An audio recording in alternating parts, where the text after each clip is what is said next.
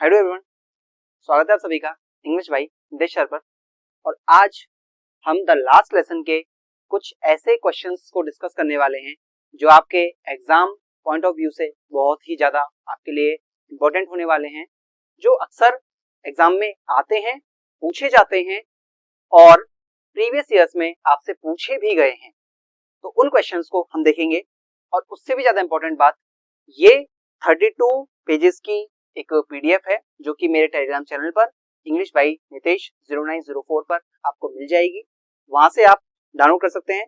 इसमें आपको 90 एमसीक्यूज मिलते हैं और बाकी 80 से 90 के आसपास में आपके लिए क्वेश्चंस है, वो भी शॉर्ट, लॉन्ग और वेरी शॉर्ट की फॉर्मेट में। ठीक है, तो इनमें से मैं कुछ इंपॉर्टेंट क्वेश्चंस आपको दिखा देता हूं और फिर उनको हम लिखते हैं अभी। ठीक है, क्योंकि मैं सीधा ऐसे बोल दूं आपसे तो फिर मुझे पता है बच्चे नकारा होते हैं, वो नहीं करेंगे चाहे खुद से। तो अभी मैं लिखवा रहा हूँ, चुपचाप से लिख लेना। ओके, चलो स्टार्ट। देखिए पहले दोनों क्वेश्चंस को।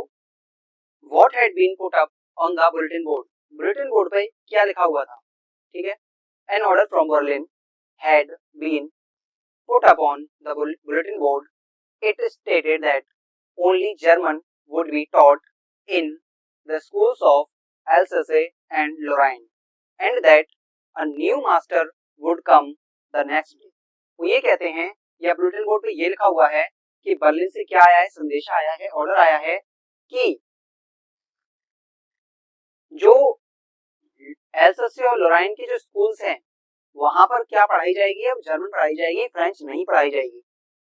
And that a new master would come the next day, और जो जर्मन पढ़ाने के लिए नए मास्टर जी हैं वो अगले दिन आएंगे।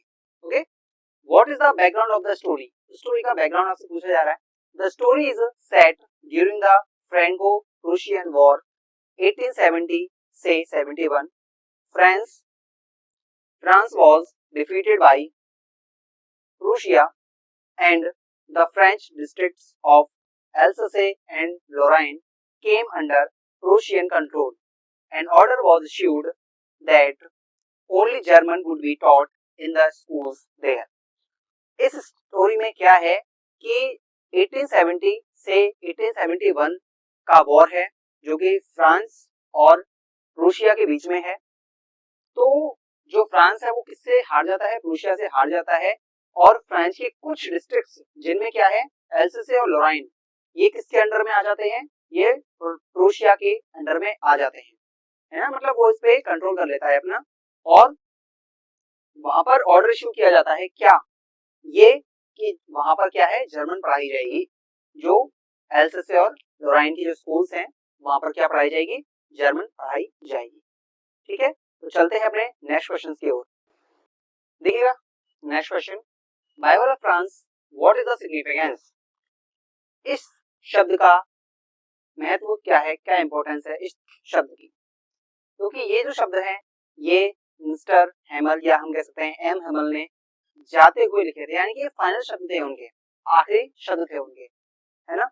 कि जब वो कहते हैं कि मैं जा रहा हूँ, अगले दिन से कोई और मास्टर जी आपको आगे पढ़ाएंगे, क्या जर्मन पढ़ाएंगे, तब वो ये बात कहते हैं। इसका मतलब है लॉन्ग लिव फ्रांस। क्या मतलब है? Long live France. These are M. Hammel's final words expressing his deep patriotism and love for his country. उनकी जो आखिरी शब्द थे बाइबल ऑफ फ्रांस, ये क्या एक्सप्रेस करते हैं, क्या दर्शाते हैं, क्या समझाते हैं, क्या महसूस कराते हैं? ये देखिएगा, डीप पैट्रियोटिज्म। पैट्रियोटिज्म मतलब होता है देशभक्ति की जो भावना होती है, उसको दर्शा रहे हैं।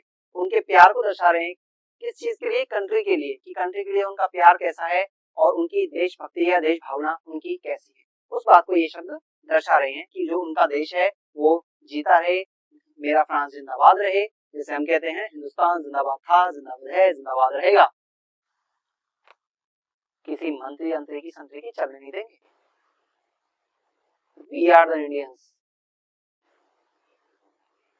कॉन्स्टिट्यूशन में भी लिखा हुआ है साहब, we the people of India.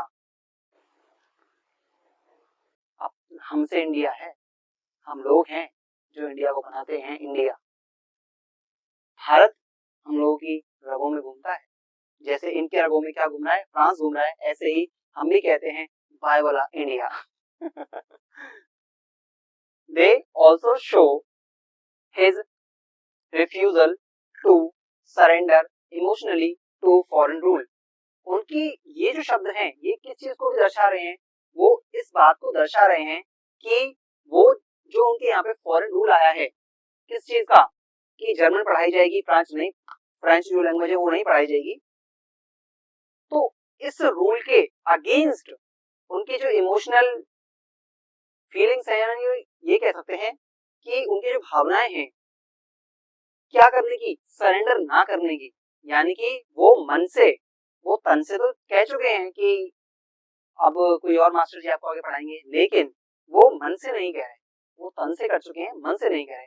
मन से वो क्या कर रहे हैं, रिफ्यूजल, यानी कि वो उस बात को मना कर रहे हैं मन ही मन कि नहीं, ऐसा नहीं हो सकता। तभी तो वो कहते हैं कि हमारी भाषा को हमें सीखना है, क्योंकि जब तक दिलों में या लोगों के अंदर ये भाषा जिंदा रहेगी, फ्रांस हमेशा जिंदा रहेगा, है ना।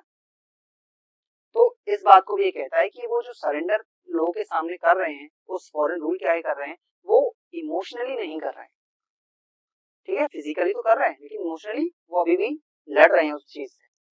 What did France notice that was unusual about the school that day? ये क्वेश्चन और ये क्वेश्चन आपके लिए वेरी वेरी वेरी इंपॉर्टेंट है। इनको स्टार मार्क कर लीजिए, फाड़ के दीवार पे लगा लीजिए, बड़े बड़े बैनर छपा लीजिए। इन क्वेश्चन की इंपॉर्टेंस सबसे ज्यादा है। ये वाला क्वेश्चन आपसे आ चुका है 2023 और 24 में, लगातार आपसे पूछा गया है। ये क्वेश्चन आपका 22 में पूछा गया है, ठीक है। तो इन क्वेश्चंस को आपको अच्छे से देखना है, जरूर से देखना है। वो ये कहते हैं कि जब बर्लिन से नोटिस आया तो स्कूल में उसने ऐसा क्या देखा जो हमेशा नहीं होता था, या अनयूजुअल उसने क्या देखा है। देखिएगा, friends notice that the school was unusually quiet and solemn.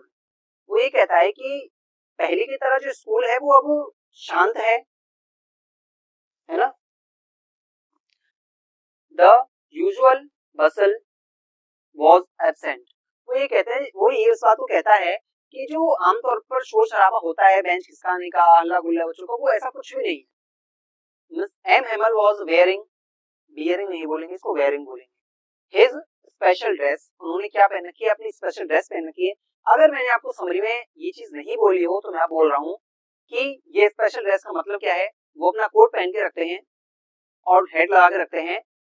ये क्यों था, वो क्या देखता है कि उन्होंने अपनी स्पेशल ड्रेस क्यों पहनी हुई है, उसको कैसे पता है स्पेशल ड्रेस है उनकी। वो इसलिए है क्योंकि जब भी वो ड्रेस को पहनते थे, एक ऐसा ओकेजन हुआ करता था जिसपे वो अपनी इस ड्रेस को पहना करते थे, यानी कि बहुत ही अच्छे मौके पे या फिर बहुत ही बड़े दिन पर वो इस ड्रेस को अपनी को पहना करते थे। ये सिंबल था उनके लिए कि अगर इन्होंने ये ड्रेस पहनी है तो कोई ना कोई बहुत ही बड़ी बात है ना। तो आज भी उन्होंने क्या कर रखा है, ये ड्रेस पहनी हुई है। And the village elders were sitting on the back benches। और क्या देख रहा है वो क्लास के अंदर कि जो खाली सीट, जो हमेशा के लिए जो पीछे की सीट जो थी, इनकी बैक बेंचेस जो थी, वो हमेशा खाली रहती थी, उनके ऊपर कोई बैठता नहीं था। लेकिन आज वो क्या देख रहा है कि गांव के जो बड़े बुजुर्ग हैं, बड़े लोग हैं, वो क्या कर रहे हैं, वो सीटों पर बैठे हुए हैं, बेंचेस पर बैठे हुए हैं। These sign made the school feel like a Sunday morning। और ये जो साइन है, कैसे कि शोर शराबा ना होना, शांति रहना उस जगह पे, है ना, जैसे किसी ने वीरान छोड़ दिया हो, ऐसी वो जगह है लेकिन लोग हैं उधर। और क्या देख रहा है कि हमेशा वो इस ड्रेस को नहीं पहनते थे लेकिन आज ऐसा क्या है जो पहन रहे हैं। और वो ये चीजें देखता है कि गांव के बड़े बुजुर्ग हमारे क्लास में क्या कर रहे हैं, है ना, उनको तो अपने काम पे जाना चाहिए था, वो क्लास में क्या कर रहे हैं। तो ये चीजें उसको ये फील कराती है, ये जो साइन है उसके, वो उसको ये फील देते हैं कि ये क्या है, एक संडे मॉर्निंग की तरह है, संडे मॉर्निंग की तरह है कि स्कूल संडे के टाइम पे या संडे के दिन जो स्कूल बंद रहते हैं हमेशा, बहुत ही ज्यादा शांत रहता है स्कूल का माहौल। उस तरीके को ये क्या कर रहा है, दर्शा रहा है। देखिएगा, अच्छे से देख लीजिए। ये क्वेश्चन आपके पीडीएफ में मिल जाएंगे, बट मैंने करा दिए हैं क्योंकि ये क्वेश्चन आपके लिए इंपॉर्टेंट है ना, वेरी वेरी मोस्ट इंपॉर्टेंट आप कह सकते हैं। तो देखिएगा, उसके अलावा भी बहुत सारे क्वेश्चंस हैं, मैं इस तरह आपको दिखा देता हूँ थोड़ा सा। ये जो आपके क्वेश्चंस हैं ये आपके लिए इंपॉर्टेंट है, आप समझिए इस बात को, इसको आप पढ़िएगा, देखिएगा, लिखिएगा। इनसे आपको सच में इस टॉपिक से आने वाली लगभग सारी चीजें क्लियर हो जाएंगी। ओके, सो ठीक है।